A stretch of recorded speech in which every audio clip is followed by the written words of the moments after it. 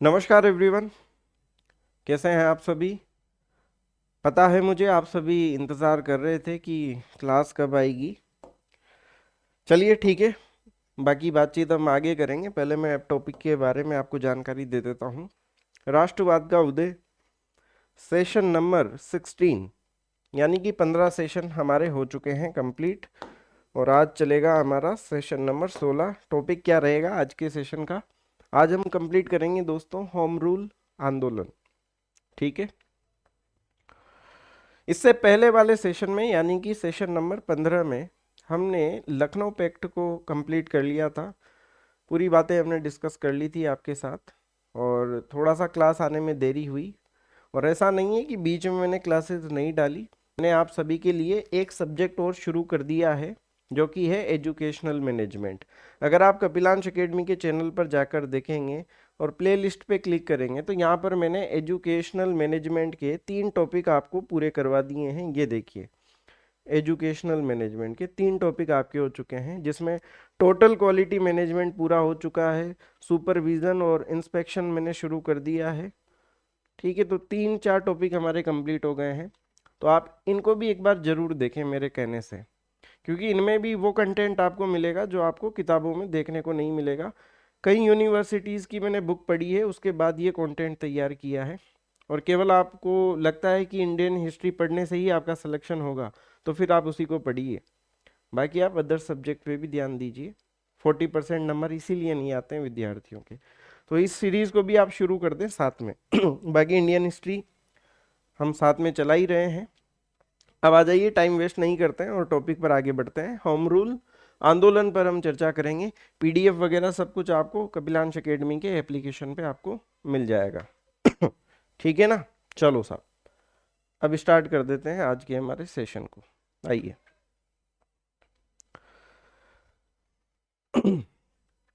सबसे पहले मैं आपको शब्दों का मतलब समझाना चाहता हूँ।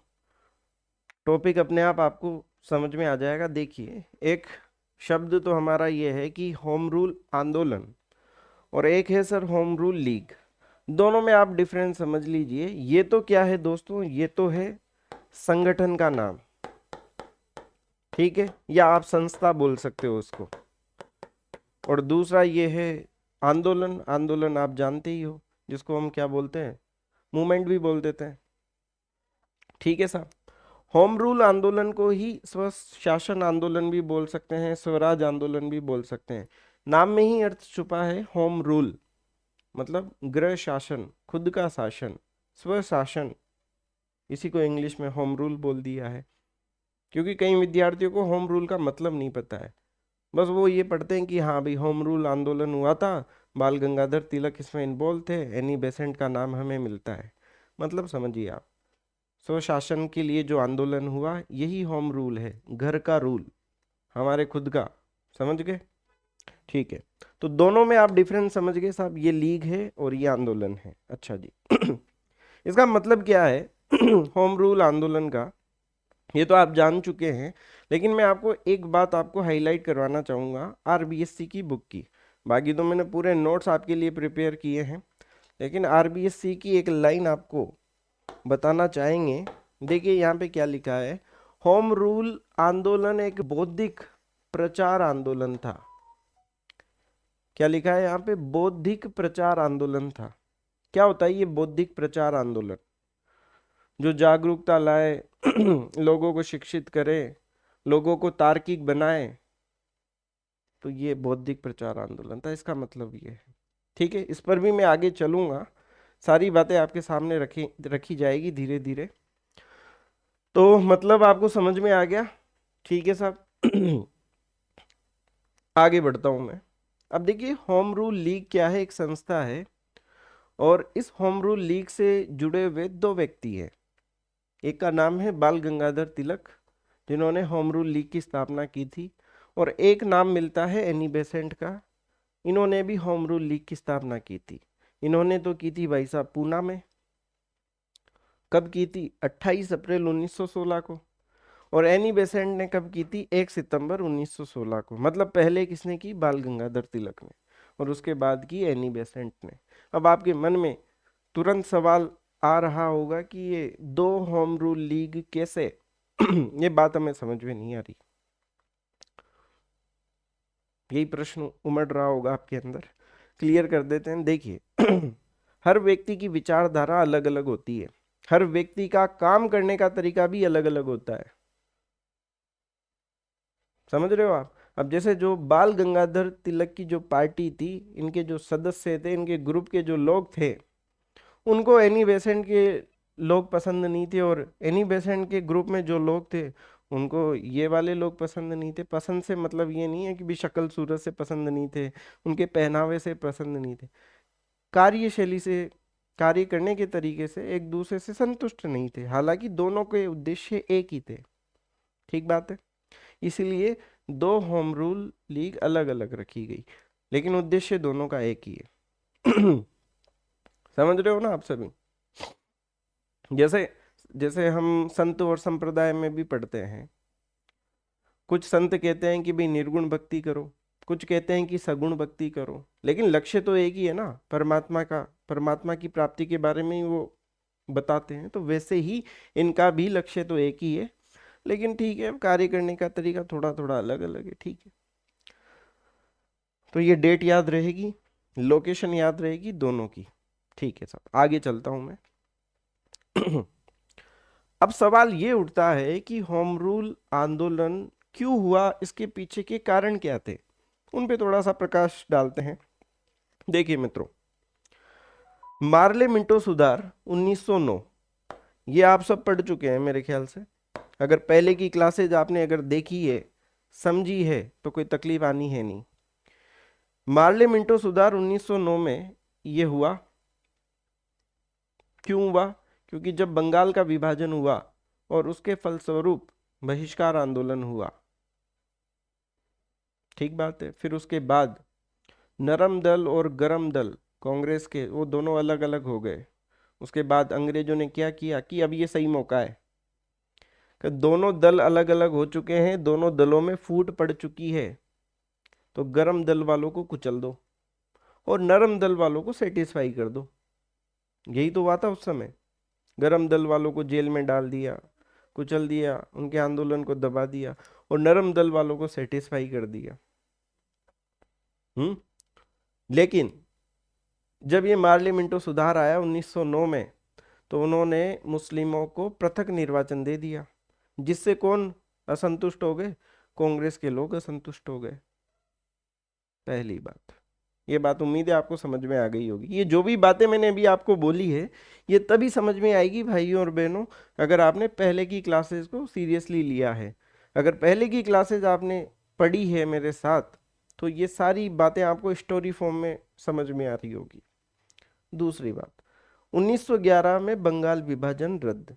दिल्ली दरबार याद है आपको? 3 दिल्ली दरबार हुए थे। मैं बात कर रहा हूँ 1911 वाले की। और 1911 के दिल्ली दरबार में बंगाल का विभाजन रद्द कर दिया था। इससे कौन असंतुष्ट हो गए? मुस्लिम लीग वाले असंतुष्ट हो गए। ठीक है बात। फिर उसके बाद बात करते हैं 1914, प्रथम विश्व युद्ध प्रारंभ हो गया था। और प्रथम विश्व युद्ध में भारत के नेताओं को भारत को जबरदस्ती युद्ध में झोंक दिया था, क्योंकि भारत ब्रिटेन का उपनिवेश था और इसका अनावश्यक खर्च भारत के ऊपर आ गया था। तो इससे भी कहीं ना कहीं यहाँ के लोग असंतुष्ट होने लगे। ऊपर कांग्रेस असंतुष्ट, इधर मुस्लिम लीग असंतुष्ट, भारत के लोग असंतुष्ट। फिर उसके बाद 1914 में तिलक जेल से रिहा हुए। याद है ना, 1908 में चले गए थे मांडले जेल में। तो ये बाल गंगाधर तिलक भी आ गए हैं, लीडर आ रहे हैं धीरे धीरे। फिर उसके बाद 1916 में लखनऊ पैक्ट हुआ। अब लखनऊ पैक्ट में क्या हुआ? कांग्रेस के नरम और गरम दल नजदीक आ गए, मुस्लिम लीग और कांग्रेस के बीच में समझौता हो गया। तो ये सब लोग लखनऊ पैक्ट में एक जगह पे आ गए। ये सारी चीजें चल रही थी दोस्तों, और स्थिति कैसी बनी हुई थी? राजनीतिक शून्यता की स्थिति आ गई। समझ रहे हो आप? इसका मतलब क्या है? राजनीतिक शून्यता। ये सब चल रहे हैं, ये सब बातें हो रही है, उसके बावजूद राजनीतिक शून्यता की स्थिति है। राजनीतिक शून्यता मतलब इतना सन्नाटा क्यों है भाई? मजा नहीं आ रहा है ना? तो वही वाली स्थिति चल रही थी और अब डिमांड उठ रही थी कि यार एक बड़ा आंदोलन चाहिए, एक आंदोलन की आवश्यकता महसूस की जा रही थी। तिलक साहब आ चुके हैं, है ना। तो यहाँ पे एक आंदोलन की आवश्यकता महसूस की जा रही थी। फिर उसके बाद क्या होता है दोस्तों, कांग्रेस का अधिवेशन होता है और उस अधिवेशन में 1916 में अधिवेशन होता है और उसमें एक प्रस्ताव रखा जाता है, किसके द्वारा, एनी बेसेंट और बाल गंगाधर तिलक के द्वारा, कि हम एक इस प्रकार का एक आंदोलन चाहते हैं, होम रूल आंदोलन, जिसमें स्वशासन की हम मांग करेंगे। लेकिन कांग्रेस ने उनके प्रस्ताव को क्या कर दिया, खारिज कर दिया, बाल गंगाधर तिलक और एनी बेसेंट के प्रस्ताव को। तो उसके बाद उन दोनों ने मिलके अलग से एक आंदोलन चलाया, मतलब खुद ही जिम्मा उठा लिया कि भी ठीक है हम मूवमेंट करेंगे, आंदोलन चलाएंगे, अपने दम पे चलाएंगे। उसी को क्या कहा गया, होम रूल आंदोलन कहा गया। क्या पृष्ठभूमि आप लोगों को समझ में आ गई होगी मेरे ख्याल से। तो ये सारे पॉइंट उम्मीद है आपको क्लियर हो गए होंगे। अभी तक देखिए हमने केवल होम रूल आंदोलन क्या है, होम रूल लीग क्या है, इसकी स्थापना कब हुई, किसने की, कब की, और दो होम रूल लीग क्यों बनी, उसका लॉजिक भी मैंने आपको समझा दिया, और फिर होम रूल आंदोलन के कारण एक एक पॉइंट को मैंने आपको समझा दिया है। ठीक है साहब। तो फिर क्या हुआ, दो व्यक्ति आ चुके हैं हमारे सामने। एक तो है बाल गंगाधर तिलक, इन्होंने भी होम रूल लीग की स्थापना की, और दूसरी तरफ है एनी बेसेंट, जिन्होंने भी होम रूल लीग की स्थापना की। दोनों अलग अलग क्यों हैं ये मैं समझा चुका हूं आपको। इसकी डेट कौन सी है, 28 अप्रैल 1916 बेलगांव पूना में। और दूसरी तरफ एनी बेसेंट की जो होम रूल लीग है, अडियार मद्रास में 1 सितंबर 1916। ठीक है। अब देखिए इस बात को समझना, जो बाल गंगाधर तिलक वाली जो होम रूल लीग थी, इसका क्षेत्र कौन सा था, यहां से भी प्रश्न परीक्षा में पूछा जा सकता है। तो इसका क्षेत्र था कर्नाटक, बरार, महाराष्ट्र, और महाराष्ट्र में दोस्तों बंबई को छोड़कर बाकी का महाराष्ट्र, क्योंकि बंबई इधर आएगा। ठीक है। और मध्य प्रांत, ये इसके क्षेत्र रहेंगे बाल गंगाधर तिलक वाली होम रूल लीग के। उधर दूसरी तरफ एनी बेसेंट को हम देखते हैं। अब बंबई यहाँ छोड़ दिया था तो बंबई इधर आ जाएगा, और शेष भारत। अब यहाँ पे मैंने एक बात लिखी है दोस्तों, एनी बेसेंट की जो होम रूल लीग थी, इसका स्वरूप कैसा था, अखिल भारतीय स्वरूप था, मतलब ये लार्ज स्केल पे था इनका। ऐसा क्यों, उसका लॉजिक समझिए आप। आपने एक नाम सुना होगा थियोसॉफिकल सोसाइटी, और वो एनी बेसेंट से ही संबंधित है। तो थियोसॉफिकल सोसाइटी की देश भर में कई शाखाएं पहले से काम कर रही थी। तो एनी बेसेंट ने उन शाखाओं को किस में कन्वर्ट कर दिया था, होम रूल लीग में कन्वर्ट कर दिया था। तो इसकी ब्रांचेस अपने आप स्थापित हो गई ना, फटाफट स्थापित हो गई। तो ये क्या है, अखिल भारतीय स्वरूप था एनी बेसेंट की होम रूल लीग का। मैं कंपैरिजन करते हुए दोनों को पढ़ा रहा हूँ आपको। ठीक है। ये दो पॉइंट आपको समझ में आ गए होंगे, स्थापना और क्षेत्र को लेकर। फिर तीसरी बात, बाल गंगाधर तिलक की जो होम रूल लीग थी उसका नाम क्या था, महाराष्ट्र होम रूल लीग। और जबकि एनी बेसेंट की होम रूल लीग का नाम था Indian home rule league, Akhil Bharatiya स्वरूप था ना। बाल गंगाधर तिलक की जो होम रूल की जो शाखाएं थी वो कितनी थी, 6 शाखाएं थी। जबकि यहाँ पे कितनी, 200 से अधिक, 200 प्लस। उसका रीजन मैंने आपको अभी थोड़ी देर पहले भी बताया था कि भी ऑलरेडी थियोसॉफिकल सोसाइटी से जुड़ी हुई थी एनी बेसेंट, वो देश भर में उसकी शाखाएं काम कर रही थी। तो वहाँ पर ये होम रूल लीग भी अपने आप स्थापित हो जाती है। तो इसकी 200 प्लस शाखाएं थी। ठीक है, शाखाएं इधर ज़्यादा है लेकिन मेंबर इधर ज़्यादा है साहब, बाल गंगाधर तिलक में। ठीक है। इसका मुख्यालय पूना रखा गया, और इसका मुख्यालय दोस्तों कहाँ पे, मद्रास ही रखा गया। सदस्यों की संख्या की बात करें तो लगभग इसमें 32,000 सदस्य, और इसमें लगभग 27,000 सदस्य 1917 तक हो गए थे। ठीक है। उम्मीद है दोनों कंपैरिजन आप समझ पा रहे होंगे कि ये चल कैसे रहा है। दोनों को हमने एक टेबल के माध्यम से आपको समझाने का प्रयास किया है। बातें आपको समझ में आ रही होगी, उसके बाद मैं चर्चा करता हूँ। एक तरफ हम बाल गंगाधर तिलक का डेटा देख रहे हैं। जो बाल गंगाधर तिलक वाली जो होम रूल लीग थी उसके अध्यक्ष किसको बनाया गया, जोसेफ बैप्टिस्टा, बैप्टिस्टा, ये इसके अध्यक्ष का नाम है, और जो सचिव थे वो थे NC केलकर। ठीक है, और इधर आ जाइए, यहाँ पे एनी बेसेंट खुद अध्यक्ष बनी, और जॉर्ज अरुणडेल इसके क्या थे, सचिव थे। आ गई क्या बात समझ में? दोनों को मैंने कंपेयर कर दिया है, बाल गंगाधर तिलक की होम रूल लीग और एनी बेसेंट की होम रूल लीग। अब बात समझना, होम रूल लीग स्थापना का विचार सबसे पहले किसको आया था? एनी बेसेंट को आया था, लेकिन स्थापना तिलक ने की थी। ये डेट मैंने थोड़ी देर पहले यहाँ पे बताई, 28 अप्रैल है, इधर सितंबर है, तो स्थापना तो इन्होंने की थी, लेकिन विचार इनको आया था पहले, एनी बेसेंट को। कैसे आया था विचार? ये रहा, होम रूल लीग की स्थापना की प्रेरणा किसको मिली? एनी बेसेंट को मिली। कहाँ से मिली? ये आयरिश महिला थी, तो ये आयरलैंड में ऑलरेडी एक होम रूल आंदोलन चल रहा था, तो वहां से इनको प्रेरणा मिली एनी बेसेंट को कि ऐसा आंदोलन भारत में भी होना चाहिए। आगे बात समझ में? मैं फिर से वापस रिपीट कर देता हूँ, एक एक बात को, एक एक तथ्यों को विभिन्न किताबों से उठाया गया है। क्लासेस धीरे धीरे आने का रीज़न भी यही है दोस्तों, क्योंकि मैं खुद पहले 7-8 किताबें पढ़ता हूँ, उनका कंटेंट देखता हूँ, एक बात वहाँ पे अच्छी है, एक बात वहाँ पे अच्छी है, तो फिर उनको एक जगह पे लाया जाता है।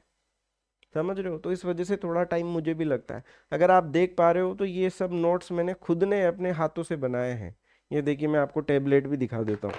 ये देखिए, ये मेरा टेबलेट रहा, इसी में ये नोट्स बनाए हैं। जैसे आप लोगों की शिकायत रहती है ना कि अरे यार आपकी क्लासेस बहुत धीरे धीरे आती है, तो उसका रीज़न यही है। ये देखिए, ये आपके सामने, ये मैंने खुद ने आपके नोट्स बनाए हैं, ये आप देख सकते हो। फिर उसके बाद आपके सामने क्लास आती है, और आप मान के चलिए कि जो कंटेंट मैं आपको दे रहा हूँ ना, ऐसा कंटेंट आपको पेड में भी नहीं मिलेगा, और इतनी शांति से कोई नहीं पढ़ाएगा। आप चाहे तो मार्केट में आप किताबें देख लीजिए जो मार्केट में चल रही है ना अभी, जो कंटेंट आपको प्रोवाइड करवाया जा रहा है बेस्ट कंटेंट है, क्योंकि इसके बाद कुछ बचेगा ही नहीं। आप कंपेयर करिएगा, ये घमंड नहीं है, ये मेरा विश्वास है।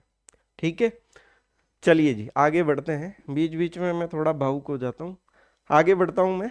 चलिए, तो ये हो गई प्रेरणा, कहाँ से मिली, कैसे मिली, आप समझ गए होंगे। अब आगे बढ़ते हैं। देखिए, 1915 में एनी बेसेंट ने बंबई अधिवेशन में प्रस्ताव रखा। ठीक है ना, मैंने स्टार्टिंग में गलत बोल दिया था, मेरे ख्याल से 1916 बोल दिया था मैंने।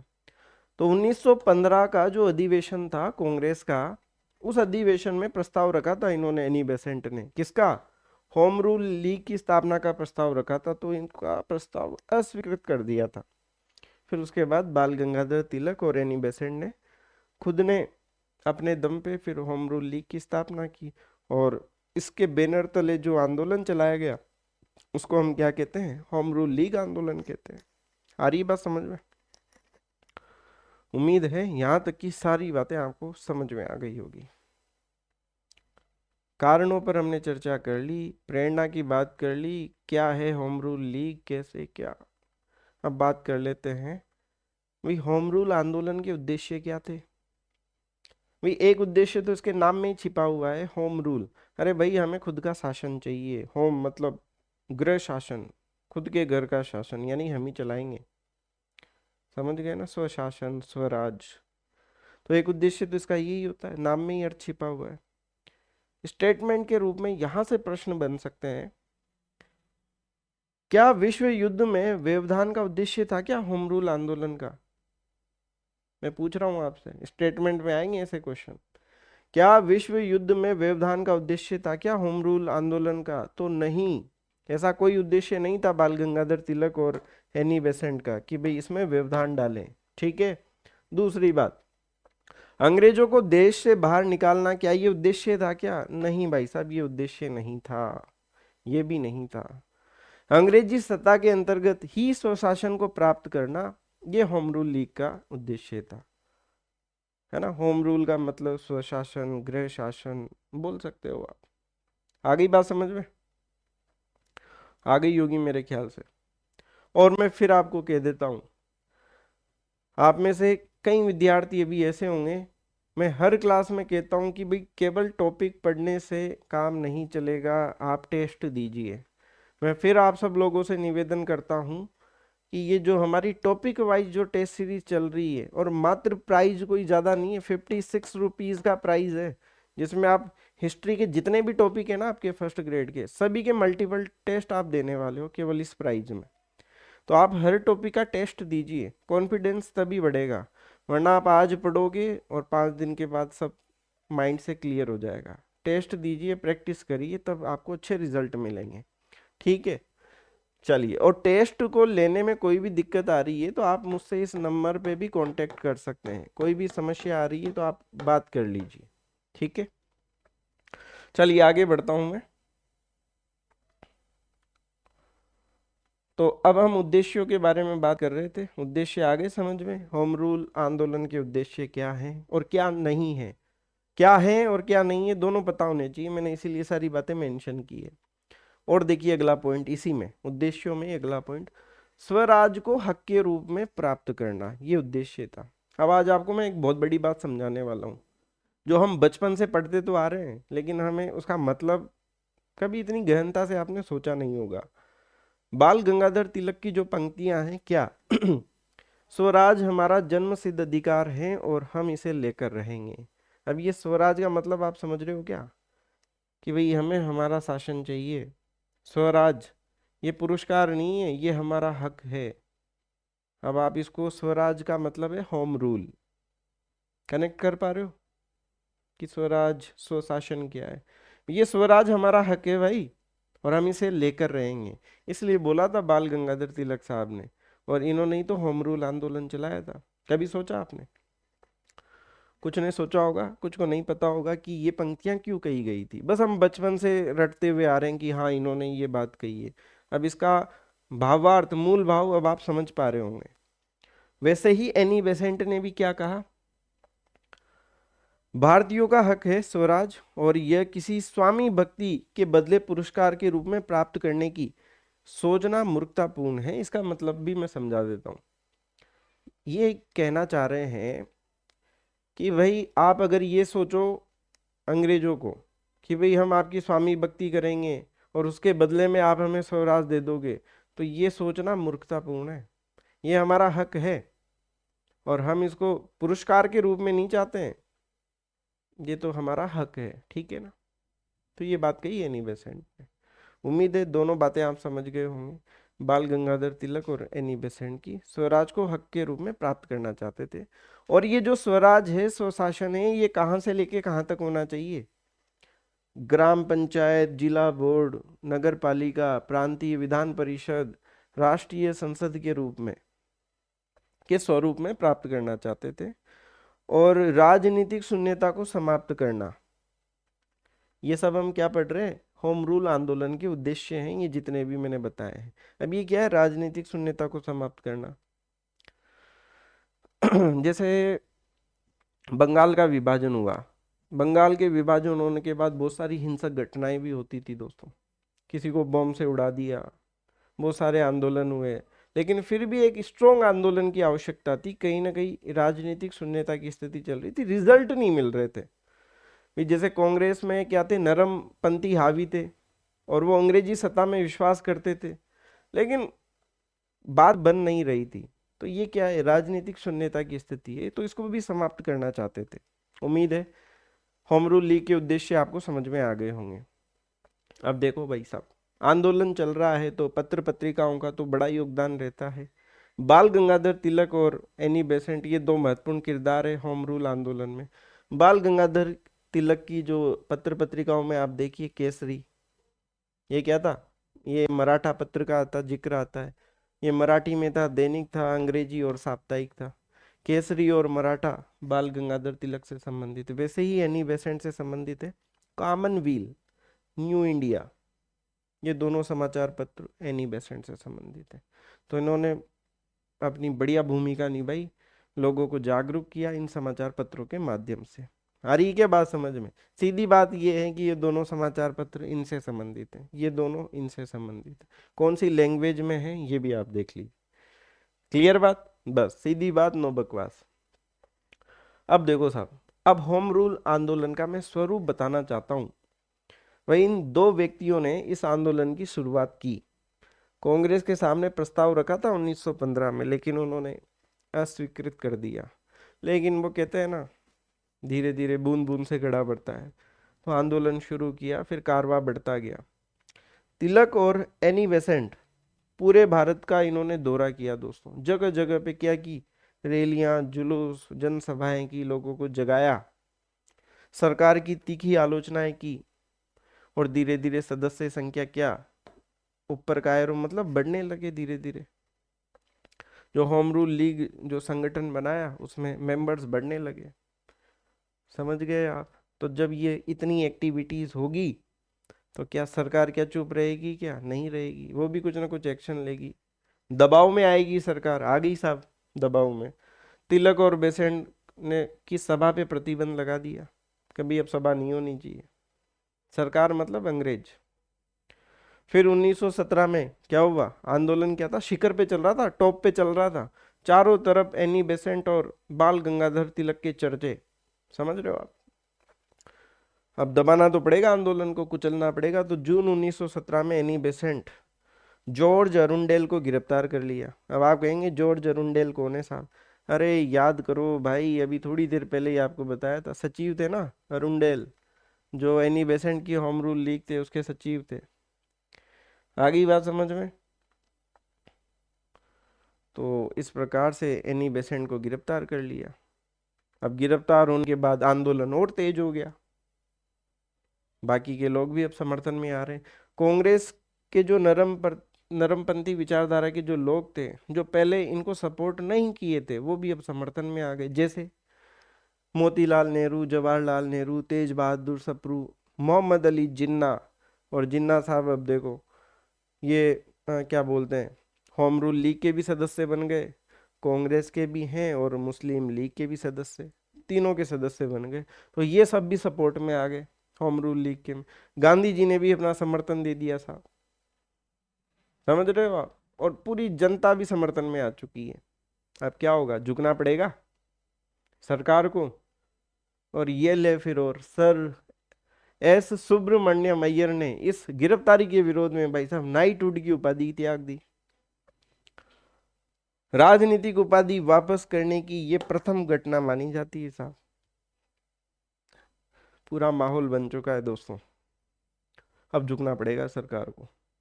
और झुकेगी कैसे? बात माननी पड़ेगी जनता की। और जनता की और बाल गंगाधर तिलक, एनी बेसेंट की मांग क्या है? स्वशासन। तो अब कुछ ना कुछ करना पड़ेगा साहब। तो उस समय ये थे, क्या बोलते हैं इनको, भारत सचिव मॉन्टेग्यू। इन्होंने एक पत्र जारी किया, एक घोषणा की। और ये घोषणा कब हुई? अगस्त में हुई, इसलिए इसको अगस्त घोषणा भी कहते हैं। 20 अगस्त 1917 को इन्होंने बोला अभी शांत हो जाओ, बताओ क्या क्या मांगे हैं आपकी। जनता की वही मांग, स्वशासन की मांग। मामला बहुत ज्यादा ऊपर बढ़ चुका था, आंदोलन शिखर पे था। तो इन्होंने कहा कि भारतीयों को शासन में क्रमिक रूप से प्रतिनिधित्व बढ़ाया जाएगा एवं उचित समय पर सरकार के निर्णय से होगा। ये बात इन्होंने बोल दी साहब, मॉन्टेग्यू ने बोल दी ये बात कि भी देंगे आपको स्वशासन। लेकिन आप चाहो कि बटन दबाते ये भी मिल जाए, तो ऐसा नहीं होगा। क्रमिक रूप से धीरे धीरे देंगे। हम्म उचित समय पे देंगे। अब भैया ये उचित समय का मतलब क्या है और क्रमिक रूप का मतलब क्या है? गेम खेल गए ना। अब उचित समय की डेफिनेशन तो अब यही जाना है। अब देखो हुआ क्या, ठीक है इन्होंने बोला। अब एनी बेसेंट को रिहा भी कर दिया, इनकी गिरफ्तारी हो गई थी, इनको भी फिर रिहा कर दिया। ठीक है। फिर बाद में दोस्तों 1918 में मॉन्टेग्यू ने भारत के वायसराय चेम्सफोर्ड से मिलकर एक रिपोर्ट बनाई। और 1919 में उसी रिपोर्ट को हम क्या बोलते हैं, मॉन्टेग्यू चेम्सफोर्ड सुधार लाया गया। इन सब बातों के आधार पर ये सुधार लाया गया, जो कि हम आगे की क्लास में पढ़ने वाले हैं। तो विस्तृत चर्चा तो उसमें करेंगे हम। तो ये सारी बातें मानी गई फिर जनता की। ठीक है। लेकिन लेकिन अभी बात बनी नहीं है दोस्तों। ठीक है, तो ये घोषणा हो गई साहब, सुधार लाया गया उसके बाद। अब उस समय क्या था, चारों तरफ दोस्तों बाल गंगाधर तिलक और एनी बेसेंट के नाम की चर्चा हो रही थी।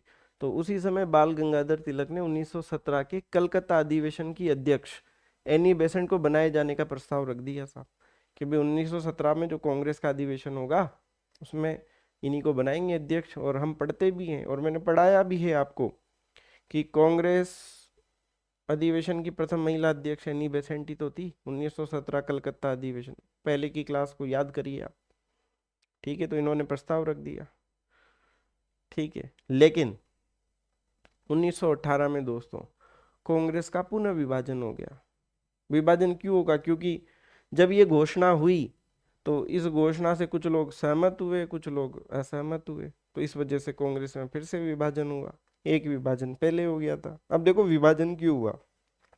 जो नरमपंथी विचारधारा के जो लोग थे और जो एनी बेसेंट थी, इन्होंने बोला कि हम यही तो चाहते थे कि अंग्रेज सरकार हमें ये बोले स्वशासन देने की बात करें, और उन्होंने बोल दिया वो देंगे, तो हम इस बात से संतुष्ट हैं। अब ये लोग तो संतुष्ट हो गए और इन्होंने तो क्या कहा, अगस्त घोषणा को मैग्ना कार्टा की संज्ञा दे दी कि भाई ये तो मैग्ना कार्टा है।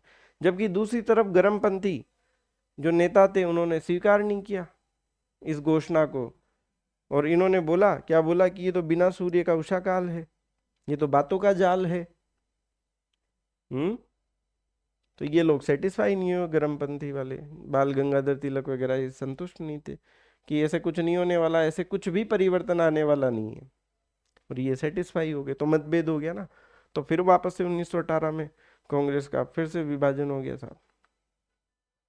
अब विभाजन हो गया, विचारधारा अलग अलग हो गई, तो फिर एक नए दल का गठन हो गया जिसका नाम है भारतीय उदारवादी दल। नरमपंथी सुरेंद्र नाथ बनर्जी के नेतृत्व में, नरमपंथियों ने सुरेंद्र नाथ बनर्जी के नेतृत्व में नया दल बनाया और उसका नाम मिलता है भारतीय उदारवादी दल। ठीक है क्या, ये भी मेरे ख्याल से 1918 में ही बना था। और उसके बाद ये होम रूल आंदोलन समाप्त हुआ। समाप्त क्यों हुआ उसका भी लॉजिक समझिए आप। भाई एनी बेसेंट अगस्त घोषणा से संतुष्ट हो गए, नरमपंथी संतुष्ट हो गए, तो इनकी तरफ से तो आंदोलन समाप्त। दूसरी तरफ बाल गंगाधर तिलक ये असंतुष्ट थे, लेकिन एक केस में ये उलझ गए। बाल गंगाधर तिलक एक मानहानि का मुकदमा लड़ने कहाँ चले गए, लंदन में चले गए। अब ये कौन सा मुकदमा, एक नाम आता है दोस्तों वैलेंटाइन चिरोल। इन्होंने अपनी पुस्तक इंडियन अनरेस्ट में क्या कहा, दयानंद सरस्वती व तिलक के बारे में इन्होंने क्या लिखा कि ये दो लोग ऐसे हैं जो भारत में अशांति के जनक है, ये अशांति को बढ़ा रहे हैं भारत में, तो इनके खिलाफ मुकदमा करने के लिए ये लंदन चले गए। वकील थे ये बाल गंगाधर तिलक, समझ गया। तो ये भी लंदन चले गए, तो फिर आंदोलन खत्म सा हो गया। आ रही है बात समझ में। तो ये था दोस्तों होम रूल आंदोलन। अब ये आरबीएससी में देखो ये क्या क्या लिखा हुआ है, सब कुछ सारी बातें। अब मैं एक होमवर्क आपको देता हूँ, इसमें कुछ यहाँ पे कुछ नाम दिए गए हैं। जैसे तिलक ने पूना में इंडियन होम रूल लीग की स्थापना की, इसके अध्यक्ष जोसेफ बैप्टिस्टा थे, इसके सचिव एनसी केलकर थे, ये तो मैंने बता ही दिया था। इसके अन्य सदस्य GS Khaparde, BS Moonje, RP Karandikar के अब आरबीएससी में दे रखे हैं, तो इनको भी लिख लेना भाई साहब, क्योंकि ऑथेंटिक किताबों में ये अन्य सदस्यों के नाम भी दिए गए हैं, है ना। तो ये सब बातें मैं वैसे ऑलरेडी आपको पढ़ा चुका हूँ। बाकी पीडीएफ आपको कहाँ पे मिलेगा इसका, कपिलांश एकेडमी का ऐप डाउनलोड करना गूगल प्ले स्टोर से। ठीक है, ऐप डाउनलोड कर लोगे, फिर यहाँ पे कुछ इस तरह का इंटरफेस दिखेगा आपको। यहाँ पे फर्स्ट ग्रेड पे क्लिक करना, फिर टेस्ट सीरीज पर क्लिक करना, फिर उसके बाद इंडियन हिस्ट्री की टेस्ट सीरीज पे क्लिक करना, और फिर यहाँ पे कंटेंट पर क्लिक करना, और वहीं पे YouTube क्लास पीडीएफ का फोल्डर मिलेगा, YouTube क्लास पीडीएफ, जो कि आप आराम से फ्री में पीडीएफ प्राप्त कर सकते हैं। ठीक है, और टेस्ट सीरीज आप ज्वाइन करना चाहो तो ये टेस्ट सीरीज ज्वाइन करके टेस्ट जरूर दीजिए, मैं तो आपको यही सजेस्ट करूँगा। मिलते हैं आगे के सेशन में, इसके आगे की चर्चा नेक्स्ट सेशन में करते हैं। और यहाँ तक कोई बात आपको समझ में नहीं आई हो तो कमेंट करके आप ज़रूर बताएं। ठीक है, मिलते हैं नेक्स्ट सेशन में। धन्यवाद।